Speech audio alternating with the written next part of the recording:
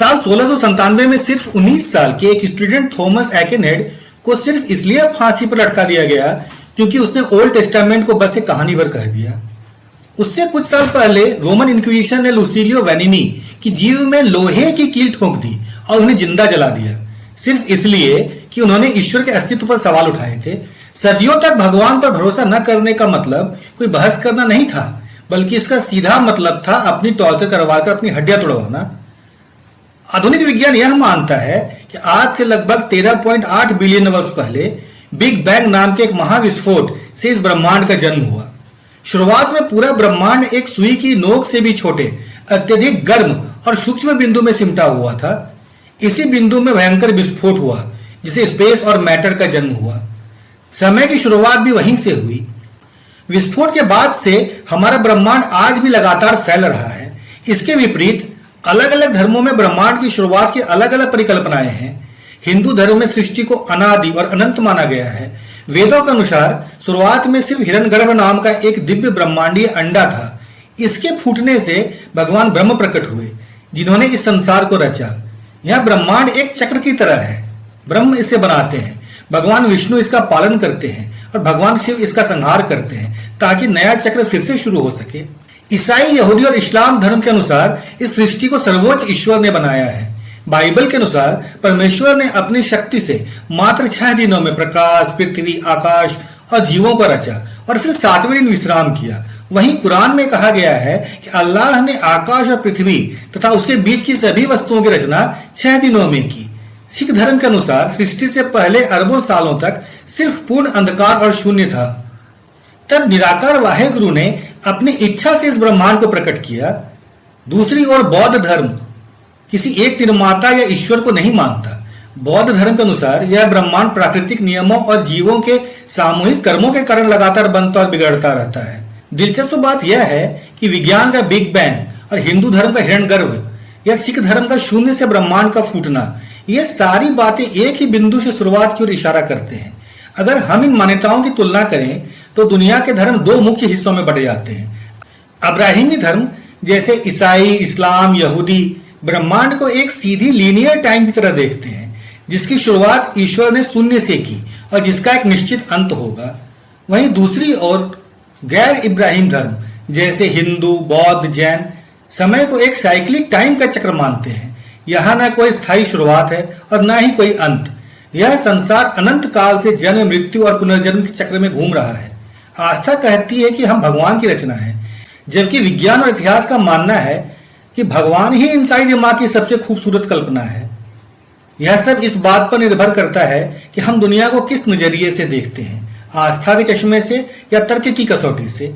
आम तौर पर हम भगवान को गॉड कहते हैं, जहां जी का मतलब जनरेटर या बनाने वाला, ओ का मतलब ऑपरेटर या चलाने वाला और डी का मतलब डिस्ट्रॉयर या नष्ट करने वाला होता है। तो सबसे पहले ईश्वर या गॉड को समझते हैं। अब कुछ तो कहते हैं कि गॉड को हम समझ ही नहीं सकते। आखिर ईश्वर है या नहीं? अगर है तो उसका स्वरूप क्या है? क्या वो व्यक्ति है? क्या वो प्रकृति है? क्या वो शून्य है या वह कुछ भी नहीं? दर्शन शास्त्र या फिलॉसफी में ईश्वर और धर्म या रिलीजन के ईश्वर में बहुत बड़ा अंतर है। धर्म जहां ईश्वर को आस्था और भक्ति का विषय मानता है, दर्शन शास्त्र इसे तर्क और बुद्धि कसौटी पर कसता है। धर्म में ईश्वर एक जीवित व्यक्तिगत और भावनात्मक सत्ता है जिनसे इंसान सीधे जुड़ सकता है।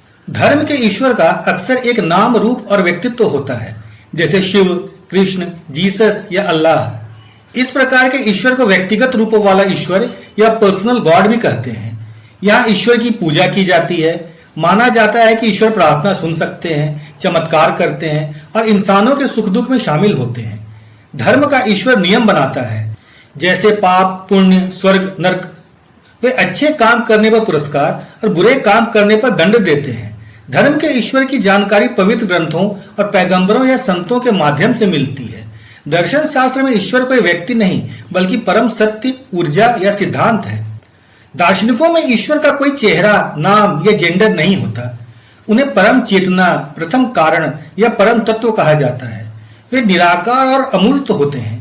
दर्शन में ईश्वर को मानने के लिए अंधविश्वास नहीं बल्कि तर्क की जरूरत होती है। जैसे अगर यह ब्रह्मांड एक घड़ी की तरह व्यवस्थित है तो इसका कोई घड़ी साज या क्रिएटर भी होना चाहिए। दर्शन का ईश्वर या किसी भी व्यक्तिगत प्रार्थना सुनकर नियम नहीं बदलता। वे ब्रह्मांड के प्राकृतिक नियमों के रूप में काम करते हैं। वे किसी से न तो प्रेम करते हैं और न ही क्रोधित होते हैं। वे भावहीन और तटस्थ हैं। दार्शनिक ईश्वर को समझने के लिए किसी धार्मिक ग्रंथ के गुलाम नहीं होते। वे स्वतंत्र चिंतन करते हैं। जिस ईश्वर की पूजा हम मंदिर, मस्जिद या चर्च में करते हैं, महान वैज्ञानिक और दार्शनिक जैसे अल्बर्ट आइंस्टीन या स्पिनोजा उस ईश्वर को नहीं मानते थे। वे दर्शन शास्त्र के ईश्वर को मानते थे, जो ब्रह्मांड की व्यवस्था में छिपा है, न कि इंसानों के सुख दुख में।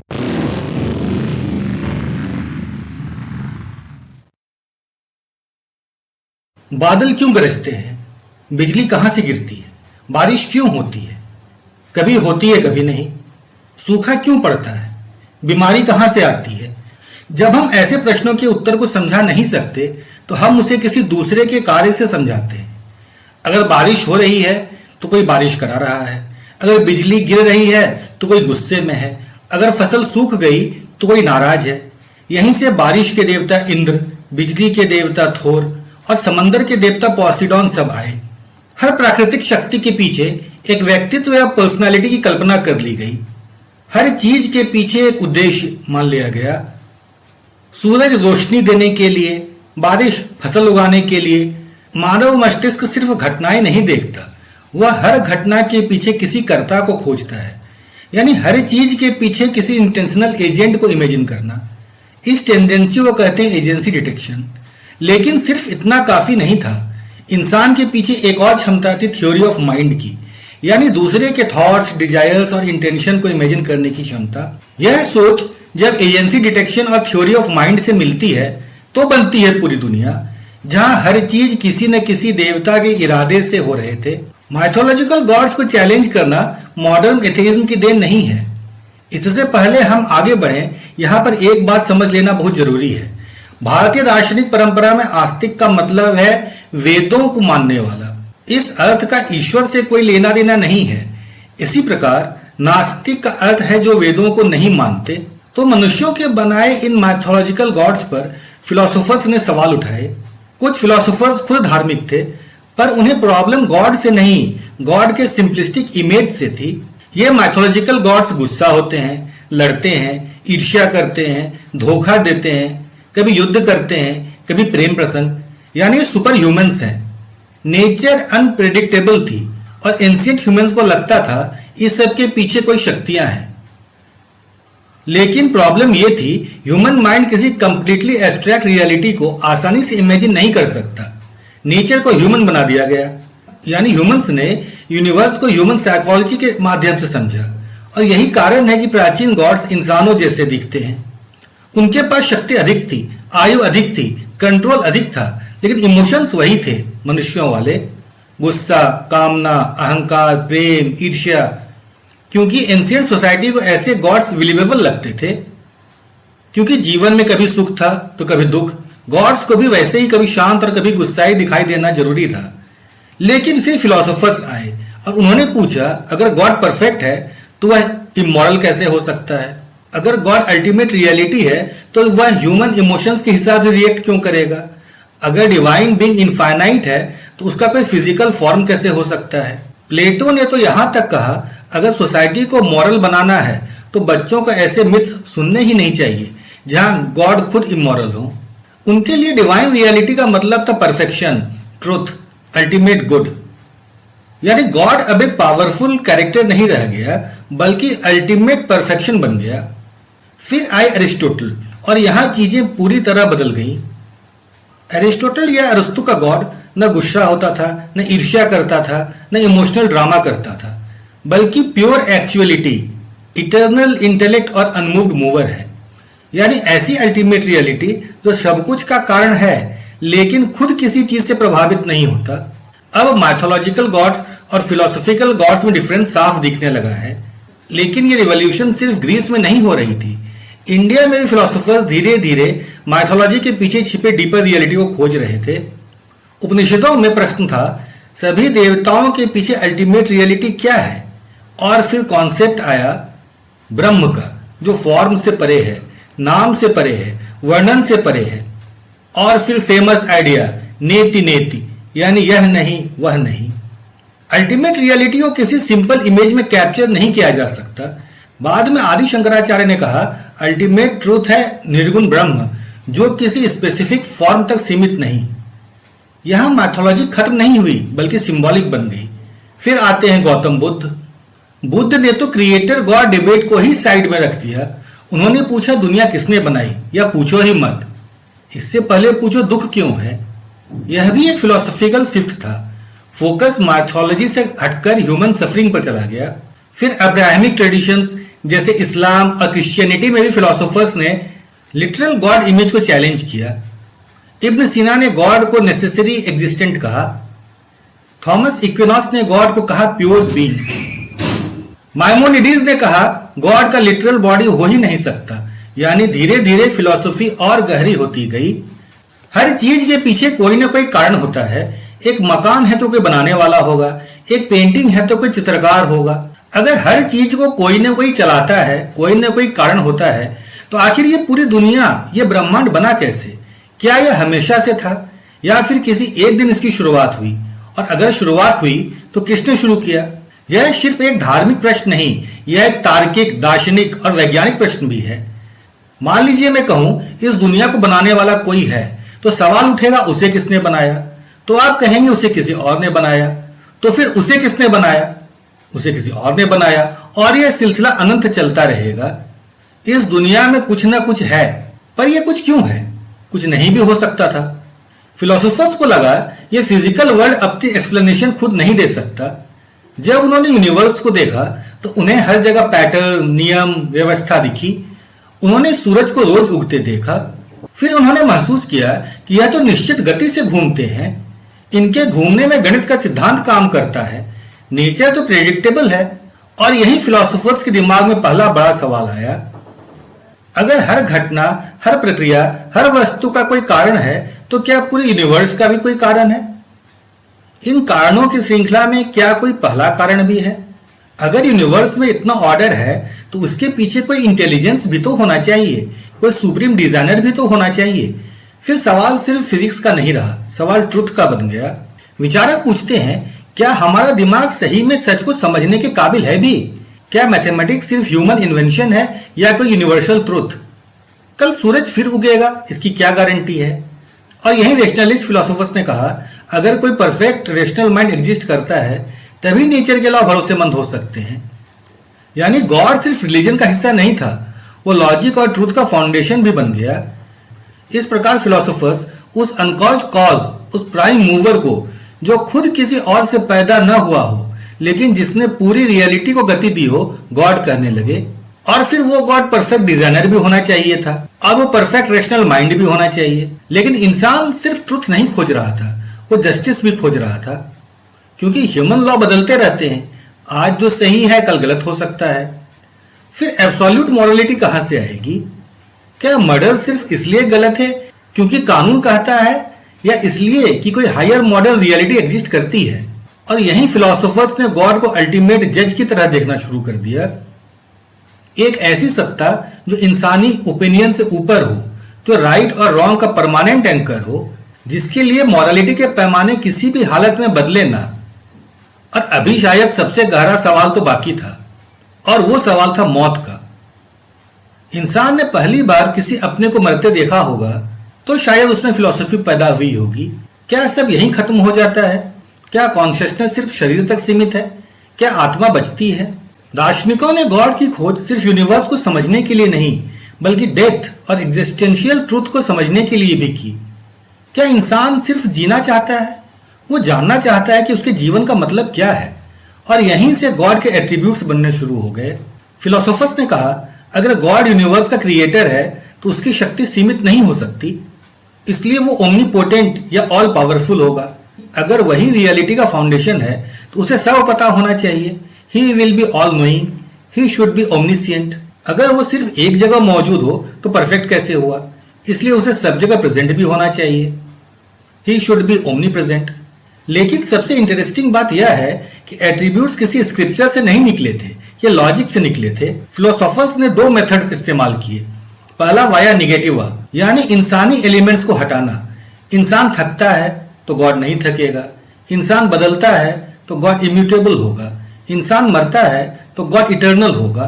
दूसरा मेथड विया एमिनेंटे में इंसानी अच्छाइयों को इन्फिनिटी तक बढ़ा दिया। अगर नॉलेज अच्छी चीज है तो परफेक्ट बीइंग इनफाइनाइटली नॉलेजेबल होगा। अगर गुडनेस अच्छी है तो गॉड इनफाइनाइटली गुड होगा। और धीरे धीरे गॉड एक ह्यूमन लाइक कैरेक्टर से बदलकर एक एब्स्ट्रैक्ट फिलोसॉफिकल रियलिटी बन गया। जो फिलोसोफर्स मानते थे कि ऐसी सत्ता संभव है उन्हें बिलीवर्स, और जो मानते हैं कि ऐसी सत्ता संभव नहीं उन्हें नॉन बिलीवर्स कहेंगे। कुछ फिलोसॉफिकल पजल्स भी है। अगर गॉड गुड है तो एविल क्यों है? अगर गॉड सब जानता है तो फिर अपनी इच्छा या विवेक के अनुसार अपने फैसले खुद लेने की स्वतंत्रता, जिस पर किसी बाहरी दबाव या भाग्य का नियंत्रण न हो, ऐसे फ्री विल का क्या होगा? अगर गॉड टाइम के बाहर है तो वह टाइम के अंदर की प्रेयर कैसे सुनता है? और शायद यही फिलॉसफी की असली खूबसूरती है। उसने सिर्फ आंसर्स नहीं दिए, उसने क्वेश्चन को और गहरा किया, क्योंकि इंसान सिर्फ बिलीव करना नहीं चाहता, वो समझना चाहता है। फिलॉसफी उस अल्टीमेट रियलिटी को खोजने की यात्रा है जिसे हम गॉड कहते हैं। शुरुआती फिलोसोफर्स भगवान को प्रूफ करने नहीं निकले थे, वे एक प्रॉब्लम सॉल्व करने निकले थे। इंसान ने ईश्वर के अस्तित्व को साबित करने की कोशिश धार्मिक कारणों से नहीं की, बल्कि इसलिए की क्योंकि उसके सामने कुछ ऐसे सवाल थे जिनका जवाब बिना गॉड के कॉन्सेप्ट के खोजना मुश्किल लग रहा था। अगर ईश्वर की परिकल्पना कर ली जाती तो बहुत सारे अनसुलझे सवाल सुलझ जाते। जब लॉजिक और साइंस का विकास हुआ तो सिर्फ श्रद्धा काफी नहीं रही। इसलिए फिलोसोफर्स और थियोलॉजिशियंस ने कोशिश की कि क्या गॉड को रीजन और लॉजिक से भी जस्टिफाई किया जा सकता है। यहीं से मुख्यतः तीन तर्क पैदा हुए। पहले प्रकार का तर्क है कि ब्रह्मांड की उत्पत्ति का कोई न कोई पहला कारण या फर्स्ट कॉज या निर्माता होना जरूरी है, क्योंकि कोई भी चीज बिना कारण के खुद ब खुद पैदा नहीं हो सकती। इसे कॉस्मोलॉजिकल आर्ग्यूमेंट कहते हैं। दूसरे प्रकार का तर्क है कि प्रकृति और ब्रह्मांड की जटिल बनावट, व्यवस्था और संतुलन को देखकर लगता है कि इसे किसी बुद्धिमान योजनाकार, इंटेलिजेंट डिजाइनर ने बेहद सोच समझकर बनाया है। इसे टेलियोलॉजिकल आर्ग्यूमेंट कहते हैं। तीसरे प्रकार का तर्क है कि ईश्वर की परिभाषा ही परम पूर्ण सत्ता, सुप्रीम परफेक्ट बीइंग है, और चूंकि अस्तित्व में होना पूर्णता का एक जरूरी हिस्सा है, इसलिए ईश्वर का अस्तित्व होना ही चाहिए। इसे ऑन्टोलॉजिकल आर्ग्यूमेंट कहते हैं। टेलियोलॉजिकल। इस प्रकार कॉस्मोलॉजिकल, टेलियोलॉजिकल और ऑन्टोलॉजिकल जैसे आर्ग्यूमेंट्स अस्तित्व में आए। नास्तिकता अचानक पैदा नहीं हुई। यह सिर्फ भगवान को न मानने की जिद नहीं थी, बल्कि यह भी उन्हीं दार्शनिक सवालों से निकली थी जिनसे ईश्वर का विचार आए। अब आस्तिकों और नास्तिकों के ईश्वर के अस्तित्व को स्वीकार करने या अस्वीकार करने के तर्कों को विस्तार से समझते हैं। इमैनुएल कांट जैसे दार्शनिकों ने कहा कि मानव बुद्धि की अपनी सीमाएं हैं और वह अंतिम वास्तविकता को पूरी तरह पकड़ नहीं सकती। भारतीय परंपरा में भी उपनिषद बार बार कहते हैं कि परम सत्य वाणी और मन से परे है। हमने बचपन से ही नैतिक शास्त्र या मॉरल साइंस में ईश्वर की एक धारणा विकसित की है। ईश्वर में कुछ गुण होने आवश्यक थे। वो सर्वशक्तिमान था। इस प्रकार ईश्वर की परिभाषा ही ऐसी है कि उसका अस्तित्व में न होना तार्किक रूप से असंभव है। इब्न सीना जैसे दार्शनिकों ने ऐसे ही ऑन्टोलॉजिकल आर्ग्यूमेंट्स दिए। ऑन्टोलॉजिकल आर्ग्यूमेंट्स को हिंदी में सत्ता मीमांसी तर्क कहते हैं। यह दर्शन शास्त्र का सबसे अनोखा तर्क है, क्योंकि यह ईश्वर को साबित करने के लिए ब्रह्मांड, बिग बैंग, समय या किसी भौतिक चीज का सहारा लेता ही नहीं। यह पूरी तरह से शुद्ध तर्क, लॉजिक और ईश्वर की परिभाषा पर आधारित है। यानी यदि आप समझ सकते हैं कि ईश्वर सबका मतलब क्या है, तो आपको यह भी मानना पड़ेगा कि वह सच में मौजूद है। 11वीं सदी में सेंट एंसेल्म ने इतिहास का सबसे पहला और प्रसिद्ध ऑन्टोलॉजिकल तर्क दिया। उन्होंने इसे 3 चरणों में समझाया। प्रथम चरण में उनका सवाल था ईश्वर की परिभाषा क्या है, और उन्होंने ही जवाब दिया ईश्वर वह है जिससे महान या बेहतर किसी और चीज की कल्पना की ही न जा सके। फिर चरण 2 में उन्होंने कहा कि अब अस्तित्व भी 2 तरह का होता है, एक जो केवल हमारे दिमाग में हो और जो दिमाग के साथ साथ हकीकत में भी हो। जिस चीज का अस्तित्व इन दोनों जगहों पर होगा वह ज्यादा महान और महत्वपूर्ण होगा। चरण 3 में उन्होंने कहा अब सोचिए, अगर ईश्वर केवल हमारे दिमाग में है तो हम उससे भी एक ऐसे महान ईश्वर की कल्पना कर सकते हैं जो हकीकत में भी हो, अर्थात वह दोनों जगह हो। लेकिन परिभाषा के अनुसार ईश्वर से महान कुछ हो ही नहीं सकता, इसलिए ईश्वर को हकीकत में मौजूद होना ही पड़ेगा। रेने डेस्कार्ट ने भी एक ऑन्टोलॉजिकल तर्क को गणित के जरिए समझाया। जैसे ही हम त्रिकोण की कल्पना करते हैं, उसके तीनों कोणों का जोड़ 180 डिग्री होना उसकी परिभाषा में ही शामिल होता है। आप बिना 180 डिग्री के त्रिकोण की कल्पना कर ही नहीं सकते। उसी तरह ईश्वर की परिभाषा है एक परम पूर्ण सत्ता, अ सुप्रीमली परफेक्ट बीइंग। अब अस्तित्व व एग्जिस्टेंस भी पूर्णता का ही एक हिस्सा है। बिना अस्तित्व के कोई चीज पूर्ण नहीं हो सकती। इसलिए जैसे त्रिकोण से उसके कोणों को अलग नहीं किया जा सकता, वैसे ही ईश्वर की परिभाषा से उसके अस्तित्व को अलग नहीं किया जा सकता। इमैनुअल कांट ने 1781 में अपनी प्रसिद्ध पुस्तक क्रिटिक ऑफ रीजन में ईश्वर को सिद्ध करने वाले सभी पारंपरिक तर्कों पर जबरदस्त हमला किया। कांट का मानना था कि इंसानी दिमाग की एक सीमा होती है। हम केवल उसी चीज को समझ सकते हैं जिसे हम स्थान और समय, स्पेस एंड टाइम के दायरे में अनुभव कर सके। जब दार्शनिक इस भौतिक दुनिया से बाहर जाकर ईश्वर को साबित करने की कोशिश करते हैं तो तार्किक भ्रमों के जाल में फंस जाते हैं। कांट ने इब्न सीना, कलाम और थॉमस इक्विनॉक्स के तर्कों की आलोचना मुख्य रूप से 3 बड़े तरीकों से की है। पहले तरीके में वे कहते हैं कि अस्तित्व कोई गुण है ही नहीं।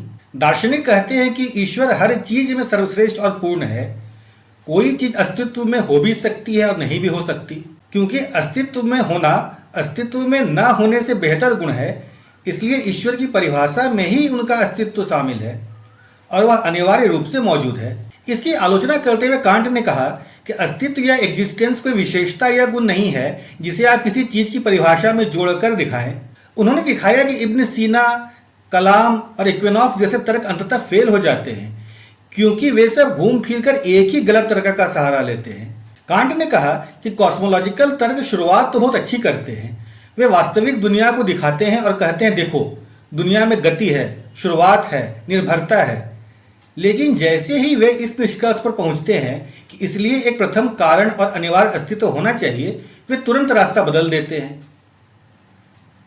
वे उस प्रथम कारण को भगवान साबित करने के लिए तुरंत यह दलील देने लगते हैं कि क्योंकि यह परम कारण है, इसलिए इसके स्वभाव में ही अस्तित्व का होना अनिवार्य है, यानी इसके गुण में ही अस्तित्व शामिल है। क्योंकि कांट पहले ही साबित कर चुके थे कि ऑन्टोलॉजिकल तर्क पूरी तरह से गलत हैं, क्योंकि अस्तित्व कोई गुण या प्रेडिकेट नहीं होता जिसे परिभाषा में जोड़ा जा सके। इसलिए हम आगे देखेंगे कि बहुत सारे कॉस्मोलॉजिकल तर्क भी ताश के पत्तों की तरह ढह जाते हैं। कांट ने इसे समझाने के लिए उस समय की मुद्रा थेलर का उदाहरण दिया। अपने दिमाग में 100 थेलर की कल्पना कीजिए, उनकी सभी विशेषताएं तय कीजिए। वे चांदी के हैं, उन पर राजा का चित्र है आदि। अब आपके दिमाग के 100 थेलर की परिभाषा और आपकी जेब में रखे असली 100 थेलर की परिभाषा में एक भी गुण का अंतर नहीं है। दोनों ही 100 थेलर हैं। अंतर सिर्फ इतना है कि जेब वाले थेलर असलियत में मौजूद हैं, जिसे आप सामान खरीद सकते हैं। अब आप चाहते हैं कि काल्पनिक थेलर को भी सच बना दें। आप अस्तित्व नाम के गुण खोजते हैं जिसको उस चीज में डालकर उसे सच बना दें, पर आप ऐसा नहीं कर सकते क्योंकि अस्तित्व कोई गुण होता ही नहीं। ये कोई ऐसा गुण नहीं जिसे किसी चीज की परिभाषा में जोड़कर उसे सच बना दें। उन्होंने कहा कि यहां भाषा और तर्क का एक बहुत बड़ा धोखा, लॉजिकल एरर हो रहा है। विधेय या गुण, प्रेडिकेट किसी चीज की विशेषता बताता है जिससे उस चीज की परिभाषा समृद्ध होती है। उदाहरण के लिए सेब लाल है, मीठा है और गोल है। यह लाल, मीठा और गोल इसके गुण हैं। अगर आप लाल शब्द हटा देंगे तो सेब की परिभाषा बदल जाएगी। जब तीनों गुण एक साथ आते हैं तो सेब खुद अस्तित्व में आ जाता है। जैसे ही ये गुण सेब से अलग होते हैं, सेब का अस्तित्व भी मिट जाता है। इसलिए अस्तित्व या एग्जिस्टेंस कोई ऐसा गुण नहीं है जिसे किसी चीज की परिभाषा में जोड़कर उसे सच बनाया जा सके। इमैनुअल कांट और जैन फिलोसफी दोनों मानते हैं कि केवल तर्क से सृष्टिकर्ता ईश्वर को सिद्ध नहीं किया जा सकता, लेकिन दोनों का निष्कर्ष अलग है। कांट के अनुसार अस्तित्व कोई गुण नहीं, बल्कि केवल यह बताता है कि कोई अवधारणा वास्तविकता में मौजूद है। इसलिए ईश्वर है, कहने से ईश्वर की अवधारणा में नया गुण नहीं जुड़ता। इसके विपरीत जैन दर्शन कहता है कि अस्तित्व हर द्रव्य का सबसे मूलभूत सामान्य गुण है, क्योंकि बिना अस्तित्व के कोई वस्तु, आत्मा या पदार्थ रह ही नहीं सकता। जैन मत में द्रव्य, गुण और परिवर्तन अभिन्न है। वस्तुएं पूरी तरह नष्ट नहीं होती, केवल उनका रूप बदलता है। इसलिए ब्रह्मांड स्वयं स्थित और अनादि है। उसे किसी बाहरी सृष्टिकर्ता की आवश्यकता ही नहीं। जैन धर्म में भगवान कोई संसार बनाने वाला ईश्वर नहीं, बल्कि कर्मों से मुक्त और पूर्ण ज्ञान प्राप्त जीव आत्मा है, जो जीव द्रव्य का ही शुद्ध रूप है। जैन फिलॉसफी के अनुसार ब्रह्मांड की शुरुआत कभी हुई ही नहीं। ब्रह्मांड अनादि और अनंत है, यानी इसे किसी ने बनाया नहीं। यह किसी समय अचानक शुरू नहीं हुआ और यह पूरी तरह समाप्त भी नहीं होगा। जैन मत में 6 शाश्वत द्रव्य हमेशा से मौजूद हैं: जीव, पुद्गल, धर्म द्रव्य, अधर्म द्रव्य, आकाश और काल। ये कभी पैदा नहीं हुए, कभी पूरी तरह नष्ट नहीं होंगे। फिर दुनिया बदलती क्यों दिखती है? क्योंकि द्रव्य स्थायी हैं, लेकिन उनकी अवस्था बदलती रहती है। जैसे मिट्टी से घड़ा बन जाता है, घड़ा टूटकर फिर मिट्टी बन जाती है। रूप बदलता है, मूल द्रव्य बना रहता है। दूसरे कई धर्म कहते हैं पहले कुछ नहीं था, फिर ईश्वर ने संसार बनाया। लेकिन जैन दर्शन पूछता है, अगर कुछ भी नहीं था तो अचानक कुछ आया कैसे? इसलिए जैन निष्कर्ष देते हैं अस्तित्व हमेशा से था। वे कहते हैं समुद्र की कल्पना करो, लहरें उठती हैं, टूटती हैं, नई बनती हैं, लेकिन समुद्र बना रहता है। वैसे ही संसार में रूप बदलते रहते हैं, लेकिन ब्रह्मांड का मूल अस्तित्व हमेशा रहता है, क्योंकि द्रव्य और अस्तित्व अनादि से है। जैन दर्शन के अनुसार ब्रह्मांड कभी बना ही नहीं, वह अनादि काल से अपने द्रव्यों और उनके परिवर्तनों के साथ स्वयं विद्यमान है। मान लीजिए आपसे पूछा जाए यह मेज यहाँ क्यों है? आप उत्तर देंगे क्योंकि इसे बढ़ई ने बनाया। फिर प्रश्न आएगा बढ़ई ने इसे क्यों बनाया? आपका जवाब होगा क्योंकि मुझे पढ़ाई के लिए इसकी ज़रूरत थी। फिर सवाल उठेगा कि आपको पढ़ाई के लिए इसकी ज़रूरत क्यों थी? जवाब होगा क्योंकि मुझे विद्यालय से गृह कार्य मिला था।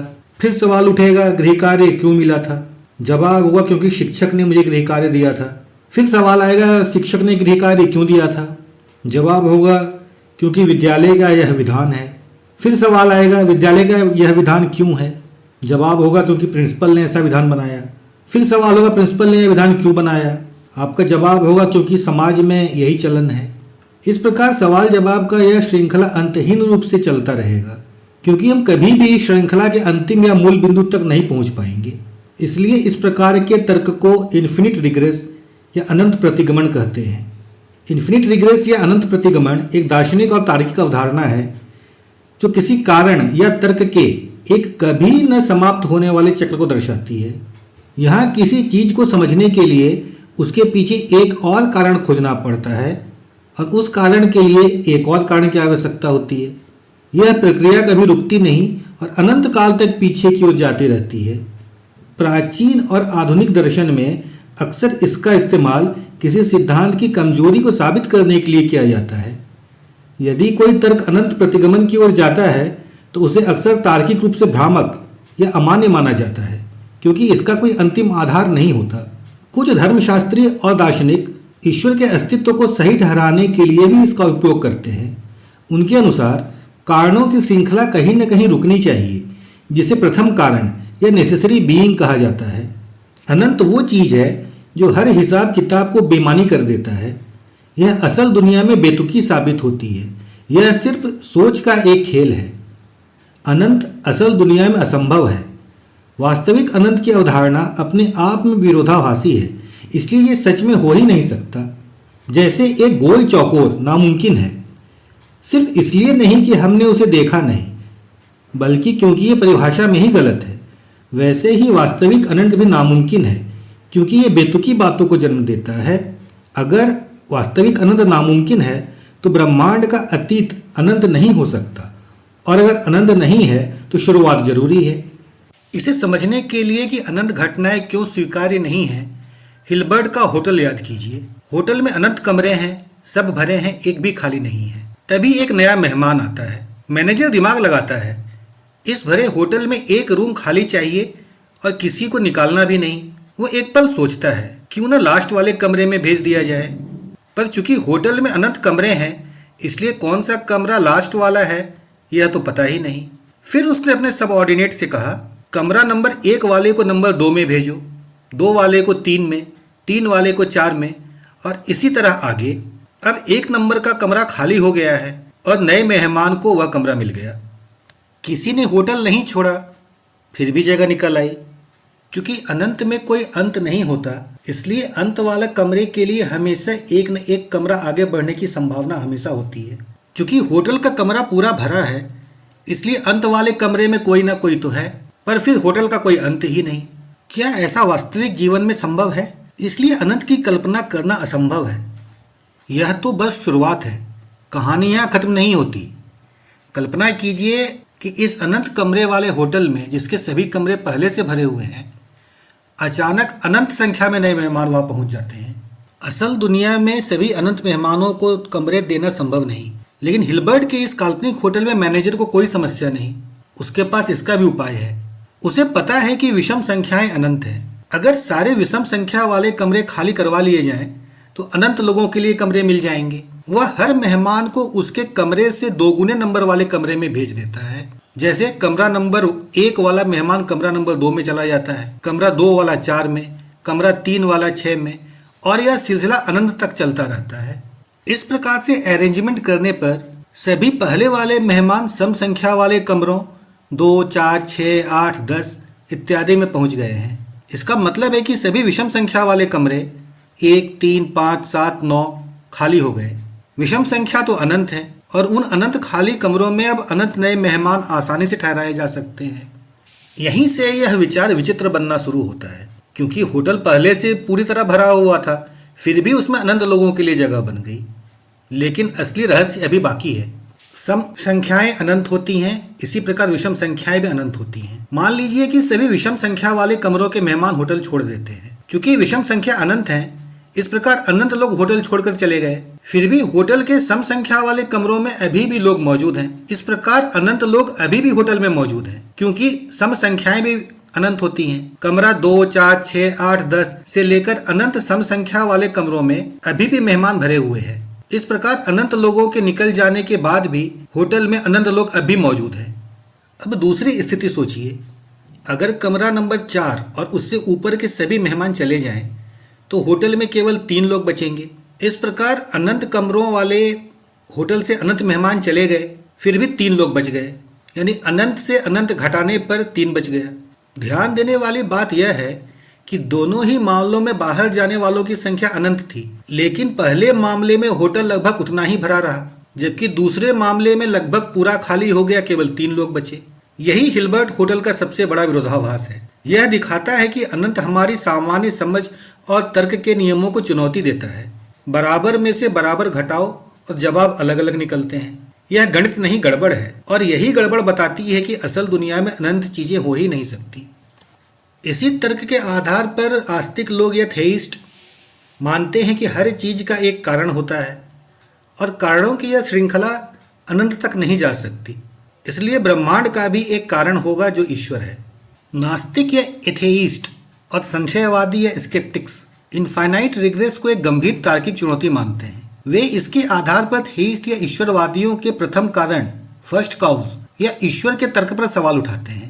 ईश्वरवादियों के इस तर्क के ब्रह्मांड की हर चीज का एक कारण होना चाहिए, और चूंकि ब्रह्मांड मौजूद है इसलिए इसका भी एक कारण होना चाहिए, जिसे वे ईश्वर कहते हैं, का जवाब नास्तिक इस प्रकार देते हैं कि यदि हर चीज का कारण होना जरूरी है तो ईश्वर का कारण क्या है, या ईश्वर को किसने बनाया। यदि ईश्वर का भी कोई कारण है तो हम एक इनफाइनाइट रिग्रेस में फंस जाते हैं। इस अनंत प्रतिगमन से बचने के लिए ईश्वरवादी यह तर्क देते हैं कि ईश्वर स्वयंभू या सेल्फ काउज्ड है, इसका कोई कारण नहीं है, वह इस नियम से बाहर है। यानी ईश्वरवादी कहते हैं कि जो भी चीज इस दुनिया में है उसका एक कारण है। कारणों की इस श्रृंखला में पीछे चलते हुए हम एक फर्स्ट काउज तक पहुंचते हैं जिसका अपना कोई कारण नहीं। नास्तिक इसे स्पेशल प्लीडिंग नाम का तार्किक दोष बताते हैं। उनका कहना है कि आप अपनी सुविधा के लिए अचानक तर्क के नियमों को नहीं बदल सकते। यदि फर्स्ट कॉज बिना किसी कारण के अस्तित्व में रह सकती है, तो वह चीज ब्रह्मांड या ऊर्जा खुद क्यों नहीं हो सकती? उसके लिए किसी अलौकिक ईश्वर की कल्पना करने की क्या आवश्यकता है? नास्तिक इसे गॉड ऑफ द गैप्स कहते हैं। जब विज्ञान किसी चीज की शुरुआत या परम कारण को पूरी तरह नहीं समझा पाता, तो ईश्वरवादी वहां ईश्वर को रख देते हैं। नास्तिकों का मानना है कि किसी ज्ञान की कमी या गैप को भरने के लिए ईश्वर का नाम ले लेना अज्ञानता को छुपाने जैसा है। इन्फानाइट रिग्रेस या अनंत प्रतिगमन को जबरन एक काल्पनिक बिंदु पर रोक देने से सत्य का पता नहीं चलता। ईश्वर ने किया कहने से बेहतर और अधिक ईमानदार है। कुछ नास्तिक और वैज्ञानिक मानते हैं कि हो सकता है कि इस फिजिकल रियलिटी या मल्टीवर्स का सचमुच एक अनंत श्रृंखला हो। इंसानी दिमाग के लिए इन्फिनिटी को समझना कठिन हो सकता है, लेकिन इसका यह मतलब नहीं कि अनंत असंभव। एरिस्टोटल या अरस्तु पहले व्यक्ति नहीं थे जिन्होंने डिवाइन रियलिटी के लिए रेशनल आर्गुमेंट्स दिए, लेकिन वे पहले महान फिलोसोफर्स में से थे जिन्होंने गॉड लाइक रियलिटी के लिए सिस्टमेटिक मेटाफिजिकल प्रूफ विकसित किए। क्योंकि एरिस्टोटल के लिए किसी चीज को समझना मतलब सिर्फ यह जानना नहीं कि उसने क्या किया, बल्कि यह जानना कि यह किससे बनी, उसका रूप क्या है, उसे किसने उत्पन्न किया और उसका उद्देश्य क्या है। एरिस्टोटल ने 4 कॉजेस का सिद्धांत दिया। मान लीजिए एक मूर्ति है। एरिस्टोटल पूछेंगे यह किससे बनी है? उत्तर आएगा पत्थर से। यह रॉ मटेरियल है, यह उसका भौतिक कारण हुआ। फिर एरिस्टोटल पूछेंगे इसका स्ट्रक्चर या फॉर्म क्या है? मूर्ति का शेप या डिजाइन ही उसे स्टैचू बनाती है और यही उसका फॉर्मल कॉज है। एरिस्टोटल का तीसरा प्रश्न होगा इसे बनाया किसने? मूर्तिकार ने। यह इसका एफिशिएंट कॉज है। फिर एरिस्टोटल का चौथा और अंतिम सवाल होगा यह बनी क्यों? इसका पर्पस या गोल क्या है? जवाब होगा सजावट के लिए। यही इसका फाइनल या अंतिम कॉज है। आज हम केवल एफिशिएंट कॉज सोचते हैं। मॉडर्न साइंस मोस्टली पूछती है व्हाट कॉज इट मैकेनिकली, लेकिन एरिस्टोटल के लिए यह इनकम्प्लीट था। उन्होंने इसे मोशन पर अप्लाई किया। मोशन यानी गति। हालांकि एरिस्टोटल ने मोशन शब्द का प्रयोग किया है, मगर अगर हम इसे चेंज या बदलाव के रूप में सोचें तो हम इस कॉन्सेप्ट को अधिक अच्छे से इमेजिन करें। एक बीज पेड़ बन रहा है। बीज का बायोलॉजिकल मैटर उसका मटेरियल कॉज है, जबकि बड़े पेड़ का आकार जिसकी ओर यह डेवलपमेंट हो रहा है यह उसका फॉर्मल कॉज है। सूर्य की रोशनी, पानी, मिट्टी, बायोलॉजिकल प्रोसेस ये इसके एफिशिएंट कॉज हैं, जबकि बीज नेचुरली मैच्योर ट्री की ओर ओरिएंटेड है, यह इसका फाइनल कॉज है। यानी ग्रोथ पर्पसलेस नहीं है। प्राइम मूवर कॉन्सेप्ट यहीं से आता है। एरिस्टोटल ने रियलिटी को पर्पसिव या टेलियोलॉजिकल माना। अरस्तु के अनुसार हर गतिशील वस्तु को किसी न किसी चीज द्वारा गति प्रदान की जाती है। यह क्रम अनंत काल तक पीछे नहीं जा सकता, क्योंकि तब कोई प्रथम गतिकर्ता या फर्स्ट मूवर नहीं होगा। उन्होंने एक अचल चालक अनमूव्ड मूवर की परिकल्पना की, जो स्वयं तो गतिहीन है लेकिन ब्रह्मांड की सभी गतियों का कारण है। यह अचल चालक ब्रह्मांड के भीतर कोई वस्तु नहीं, बल्कि एक शाश्वत अभौतिक सत्ता जो ईश्वर के समकक्ष है। यह अचल चालक ब्रह्मांड को समय में आरंभ नहीं करता, बल्कि उसे शाश्वत रूप से गतिशील बनाए रखता है। जैसे कोई चुंबक लोहे के टुकड़े को हमेशा खींचता है, वैसे ही यह चालक ब्रह्मांड को हमेशा गतिमान बनाए रखता है। अरस्तु मानते थे कि कुछ बनने के लिए उसके पहले कुछ होना आवश्यक है। कुछ भी नहीं से कुछ नहीं बन सकता। उनका यह मानना कि ब्रह्मांड शाश्वत है इस तर्क पर आधारित है कि यदि ब्रह्मांड की शुरुआत होती तो उससे पहले पूर्ण शून्यता होती, जिससे अचानक फिर पदार्थ उत्पन्न हो जाता। अरस्तु के तर्क में यह बेतुका है।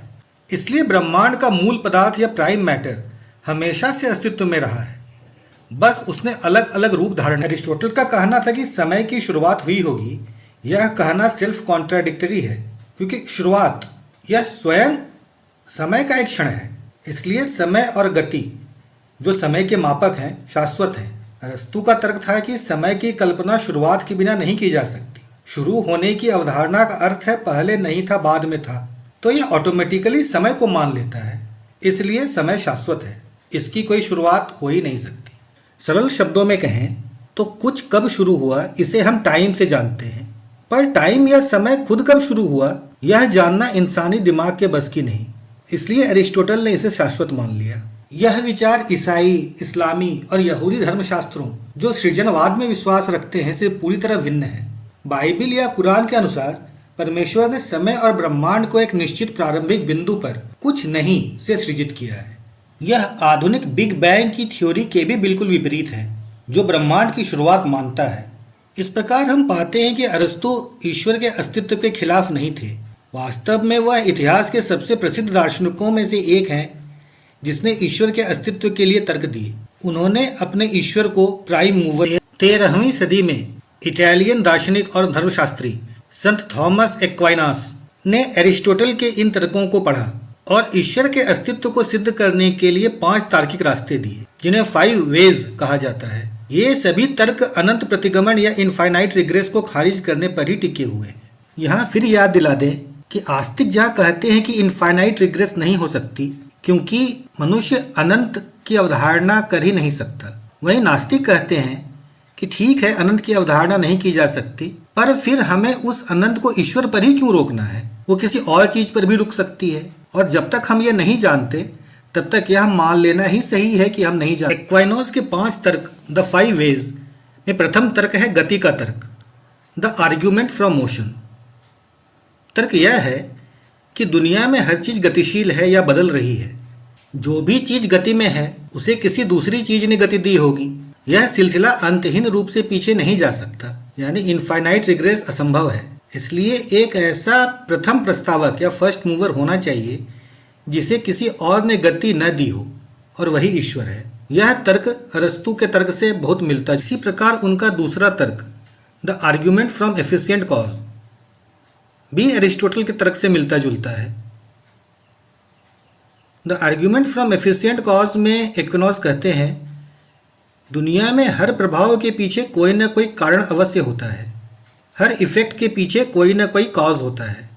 कोई भी चीज खुद का कारण नहीं हो सकती। कारणों की यह श्रृंखला अनंत तक पीछे नहीं जा सकती।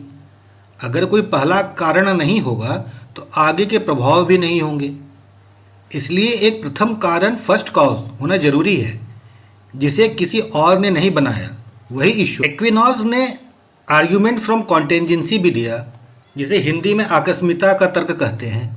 यह तर्क यह कहता है कि दुनिया की सभी चीज़ें आकस्मिक या कॉन्टेंजेंट हैं, यानी वे पैदा होती हैं और नष्ट हो जाती हैं। एक समय ऐसा भी रहा होगा जब कुछ भी मौजूद नहीं था। अगर सब कुछ आकस्मिक ही होता तो आज भी दुनिया में कुछ नहीं होता, क्योंकि शून्य से कुछ भी नहीं आ सकता। इसलिए एक ऐसी आवश्यक सत्ता या नेसेसरी बीइंग का होना जरूरी है जो कभी नष्ट न हो और जिसके होने पर बाकी सब निर्भर करें, वही ईश्वर है। यह तर्क भी एरिस्टोटल के उस तर्क से मिलता जुलता है जहां उन्होंने कहा था कि कुछ नहीं से कुछ नहीं हो सकता। अगर सभी चीज़ें किसी न किसी चीज़ पर निर्भर है खुद के अस्तित्व के लिए, तो उनका दुनिया में आने के लिए कोई एक ऐसी सत्ता चाहिए जो किसी और पर निर्भर न करे, लेकिन जिस पर बाकी सब निर्भर हों। एक्विनोस का अगला तर्क द आर्ग्यूमेंट फ्रॉम डिग्री से था। हम दुनिया में देखते हैं कि कुछ चीज़ें कम अच्छी हैं, कुछ ज़्यादा अच्छी हैं, कुछ कम सुंदर हैं, कुछ ज़्यादा सुंदर हैं। हम यह तुलना कैसे करते हैं? कोई न कोई परम या सर्वोच्च मानक की उपस्थिति आवश्यक है। इसलिए जो सुप्रीम परफेक्शन या सर्वोच्च पराकाष्ठा हो अच्छाई, सुंदरता और पूर्णता की, और जो बाकी इन सब गुणों का स्रोत हो, वही ईश्वर है। टेलियोलॉजी का अर्थ प्रयोजनवाद या उद्देश्यवाद है। इसके अनुसार मनुष्य का व्यवहार और कार्य उसके द्वारा तय किए गए लक्ष्यों, भविष्य के उद्देश्यों और अंतिम परिणामों से निर्देशित होते हैं, न कि केवल अतीत की घटनाओं या कारणों से। एक्वाइनोस का 5वां और लास्ट तर्क द टेलियोलॉजिकल आर्ग्यूमेंट था, प्रकृति में अचेतन वस्तुएं जैसे पेड़ पौधे, ग्रह, नदियाँ भी एक निश्चित नियम और उद्देश्य के साथ काम करती हैं। एक तीर खुद निशाने पर नहीं जाता, उसे एक तीरंदाज की जरूरत होती है। इसलिए इस पूरे ब्रह्मांड को व्यवस्थित ढंग से चलाने के लिए एक परम बुद्धिमान मार्गदर्शक, इंटेलिजेंट डिजाइनर की आवश्यकता है, वही एक्विनोस के पहले 3 तर्क इस बात पर टिके हैं कि हर चीज का कोई कारण और गति देने वाला होना चाहिए, और यह सिलसिला अनंत तक नहीं चल सकता। इसलिए अंत में ईश्वर ही पहला कारण है। लेकिन रिचर्ड डॉकिंस अपनी पुस्तक द गॉड डिल्यूजन में लिखते हैं कि ये तीनों तर्क एक ही बात को घुमा फिरा कर कहते हैं और पूरी तरह खोखले हैं। वे कहते हैं कि एक्वाइनोस पहले यह नियम बनाते हैं कि हर चीज का एक कारण होना चाहिए, और तुरंत अपनी ही बात को काटते हुए ईश्वर को इस नियम से आजाद कर देते हैं।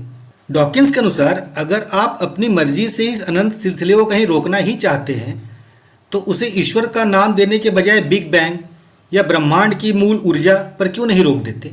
बर्ट्रैंड रसेल ने भी इक्विनॉक्स के तर्क में एक प्रसिद्ध तार्किक दोष फैलेसी ऑफ कॉम्पोजिशन का इशारा किया। रसेल ने कहा, यह सोचना कि ब्रह्मांड का कोई कारण होना चाहिए क्योंकि इसके अंदर की हर चीज का एक कारण है, वैसा ही है जैसे यह सोचना कि पूरी मानव जाति की कोई एक माँ होनी चाहिए क्योंकि हर इंसान की एक माँ होती है। उनके अनुसार ब्रह्मांड के हिस्सों पर लागू होने वाले नियम पूरे ब्रह्मांड पर एक साथ लागू नहीं किया जा सकता। ब्रह्मांड बस अस्तित्व में है और उसे किसी कारण की जरूरत नहीं है। एक्विनॉक्स के चौथे तर्क कि दुनिया में अच्छाई और सुंदरता के अलग अलग स्तर हैं, इसलिए कोई एक सर्वोच्च मानक या ईश्वर होना चाहिए जिससे हम तुलना करते हैं, पर रिचर्ड डॉकिंस ने गजब का व्यंग किया। उनका कहना था कि अगर अच्छाई और सुंदरता की एक पराकाष्ठा है तो उसी तरह बुराई और बदसूरती की भी एक पराकाष्ठा होनी चाहिए। इस हिसाब से दुनिया में एक परम बदबूदार सुप्रीम स्टिंकर की सत्ता भी होनी चाहिए जिसे हम ईश्वर कहें। किसी गुण की तुलना करने के लिए किसी अलौकिक जीवित प्राणी का होना बिल्कुल जरूरी नहीं। एक्विनॉक्स का पांचवा तर्क यह था कि प्रकृति इतनी व्यवस्थित है कि इसे किसी बुद्धिमान डिजाइनर या ईश्वर नहीं बनाया होगा। रिचर्ड डॉकिंस यह कहते हैं कि प्रकृति इतनी व्यवस्थित शुरू से ही नहीं थी, बल्कि धीरे धीरे सालों के क्रमिक विकास का यह परिणाम है। इसे ईश्वर ने एक साथ नहीं बनाया। उनका कहना है कि 13वीं शताब्दी में एक्विनॉक्स के पास चार्ल्स डार्विन का प्राकृतिक चयन का सिद्धांत थ्योरी ऑफ नेचुरल सिलेक्शन नहीं था। डॉकिंस एक और बड़ा सवाल उठाते हैं, यदि ब्रह्मांड को डिजाइन करने के लिए एक बुद्धिमान ईश्वर की आवश्यकता है तो वह ईश्वर खुद कितना जटिल और सुव्यवस्थित होगा। नियम के अनुसार उस जटिल ईश्वर को डिजाइन करने के लिए उससे भी ज्यादा बुद्धिमान डिजाइनर की जरूरत होगी। इस प्रकार हम फिर से कभी न खत्म होने वाले इनफाइनाइट रिग्रेस या अनंत प्रतिगमन में फंस जाए। ईश्वर के अस्तित्व को साबित करने वाला इस तरह का तर्क कि चूंकि इस ब्रह्मांड में हर चीज का कोई ना कोई कारण है और ब्रह्मांड स्वयं एक शुरुआत रखता है, इसलिए इसके पीछे एक प्रथम कारण या फर्स्ट कॉज या सर्वोच्च शक्ति होनी चाहिए जिसे ईश्वर माना जाता है, को ब्रह्मांड संबंधित तर्क या कॉस्मोलॉजिकल आर्ग्यूमेंट कहते हैं। ब्रह्मांड संबंधित तर्क या कॉस्मोलॉजिकल आर्ग्यूमेंट धर्म, दर्शन और तत्वमीमांसा या मेटाफिजिक्स में सबसे अधिक चर्चा किए जाने वाले विषयों में से एक है। यह तर्क इस बात पर आधारित है कि चारों ओर दिखने वाला संसार का अस्तित्व अनायास संभव नहीं है। कॉस्मोलॉजिकल आर्ग्यूमेंट के बाद स्थान आता है टेलियोलॉजिकल आर्ग्यूमेंट का। टेलियोलॉजिकल शब्द ग्रीक भाषा के शब्द टेलॉस से आया है, जिसका अर्थ है उद्देश्य, लक्ष्य या अंत। इसे आर्ग्यूमेंट फ्रॉम डिजाइन भी कहा जाता है। यह तर्क देता है कि ब्रह्मांड और जीवों की जटिलता और व्यवस्था किसी उत्कृष्ट रचनाकार के उद्देश्य या लक्ष्य, जिसे टेलॉस भी कह सकते हैं, की ओर इशारा करती है। इस तर्क के अनुसार जिस प्रकार एक जटिल मशीन या घड़ी को बनाने के पीछे एक योजना और निर्माता होता है, उसी प्रकार हमारा ब्रह्मांड और प्रकृति इतनी व्यवस्थित और सटीक है कि इसे संयोग नहीं माना जा सकता। यह स्पष्ट रूप से एक सर्वोच्च बुद्धिमान शक्ति ईश्वर के अस्तित्व को प्रमाणित करता है। 18वीं सदी के दार्शनिक विलियम पेले ने अपनी पुस्तक नेचुरल थियोलॉजी में वॉचमेकर एनालॉजी दी। उन्होंने समझाया कि अगर हमें जंगल में एक पत्थर मिले तो हम सोच सकते हैं कि यह हमेशा से वहीं था, लेकिन अगर हमें एक घड़ी मिले तो उसकी जटिलता और पुर्जों की व्यवस्था देखकर हम तुरंत समझ जाएंगे कि इसे किसी ने बनाया है। इसी तरह प्राकृतिक जगत में जटिलता भी एक महान डिजाइनर या ईश्वर की उपस्थिति को दर्शाती है। और जैसा कि हमने पहले देखा, थॉमस एक्विनॉक्स ने भी अपने 5 वेज में से 5वें तरीके के रूप में इस तर्क का समर्थन किया। उनके अनुसार प्रकृति में अचेतन या निर्जीव वस्तुएं भी अपने अस्तित्व को बनाए रखने के लिए एक निश्चित नियम और उद्देश्य का पालन करती हैं, जो किसी बौद्धिक सत्ता ईश्वर द्वारा ही निर्देशित हो सकता है। आज के समय में इसे फाइन ट्यूनिंग भी कहा जाता है। विज्ञान भी इस बात की पुष्टि करता है कि ब्रह्मांड के भौतिक नियम और फंडामेंटल कॉन्स्टेंट्स जीवन के अनुकूल इतने सटीक रूप से संतुलित हैं कि इसमें किसी बुद्धिमान रचनाकार की संभावना को पूरी तरह नकारा नहीं जा सकता। चार्ल्स डार्विन के थियरी ऑफ इवोल्यूशन, विकासवाद का सिद्धांत, ने इस तर्क को एक बड़ी चुनौती दी। उन्होंने समझाया कि प्रकृति में दिखने वाली जटिलता और अनुकूलता या एडेप्टेशन का कारण नेचुरल सिलेक्शन है, जिसे बिना किसी सचेत डिजाइनर के भी समझा जा सकता है। डेविड ह्यूम ने कहा कि ब्रह्मांड की तुलना किसी मानव निर्मित मशीन जैसे घड़ी या घर से करना पूरी तरह गलत है। ब्रह्मांड एक जड़ मशीन नहीं, बल्कि एक विशाल जैविक प्रणाली या ऑर्गेनिक सिस्टम की तरह है, जो एक पौधे या जानवर की तरह बढ़ता और बदलता है।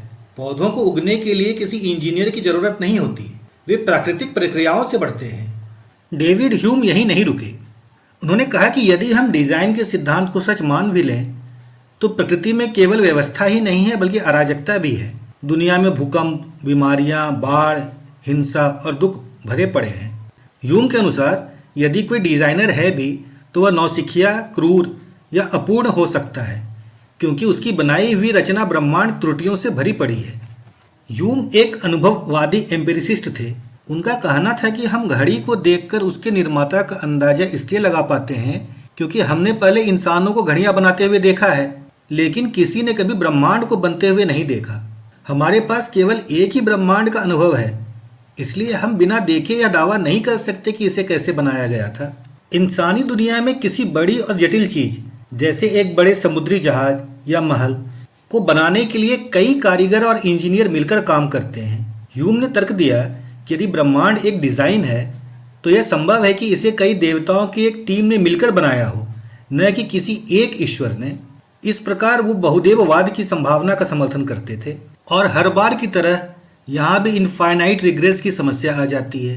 ह्यूम ने सवाल उठाया कि यदि इतनी जटिल दुनिया को समझाने के लिए ईश्वर के दिमाग की आवश्यकता है तो ईश्वर का दिमाग किसने डिजाइन किया? ईश्वर का दिमाग तो इस ब्रह्मांड से भी ज्यादा जटिल और सुव्यवस्थित होगा। इस तरह तो यह सवाल कभी खत्म ही नहीं होगा और हम एक अंतहीन चक्र में फंस जाएंगे। ह्यूम का मानना था कि यह भी पूरी तरह संभव है कि पदार्थ का अपना एक आंतरिक स्वभाव हो जिसके कारण वह समय के साथ अपने आप को व्यवस्थित कर लेता है। लाखों करोड़ों सालों में कणों के आपसी टकराव और हलचल से भी एक व्यवस्था या ऑर्डर का जन्म हो सकता है जिसके लिए किसी बाहरी चेतना की आवश्यकता ही नहीं है।